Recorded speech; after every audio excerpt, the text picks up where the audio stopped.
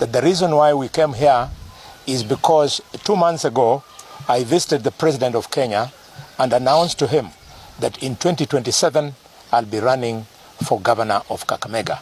Today was the day to now inform the county government of Kakamega that I'll be running for governor in 2027. I deliberately chose Governor Wycliffe Oparanya for this very important communication to this county because he was our first governor.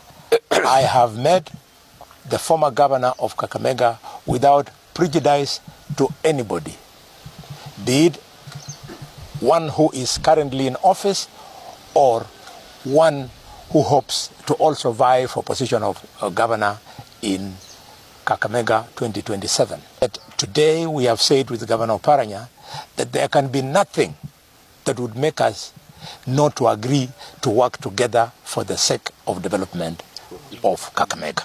So we have said, me and Governor Oparanya, we will work together for the sake of development in this county. My community, they've asked me to come and ask Governor Oparanya for his support. So we are encouraging Governor Oparanya in 2027 not to aim low, to aim high. And we are prepared to support him in that position at the higher level that he's going to aspire for, because it should not be criminalized that when Kakamega asks for the highest position in the land or the second highest position in the land, it is disrespectful to some other county in our community. And we would like Oparanya's colleagues in Azmio to understand him for that. We would like my colleagues in Kenya Kwanza to understand me for that, because in politics it's said all politics is local. He put me on toes, of course, to deliver. And because he put me on toes, I think I was able to deliver. And that is what a senator is supposed to do. Sometimes he puts you under pressure, you don't get annoyed. You know that is his work. And people thought that we were enemies. We are not enemies. And even if you thought that we were enemies, in politics there is no permanent enemy and permanent friends. What is important is interest. But today we have sat together and we have decided to bury any differences that people thought that we had, so that we work together for the benefit of people of Kakamega and Luya as a whole. Yes. I've told him to consult with this coalition, consult with the president. I will also do the same in our side to make sure that we are all together come 2027. When two senior brothers in our community can get together on a table and talk to each other, that is very important.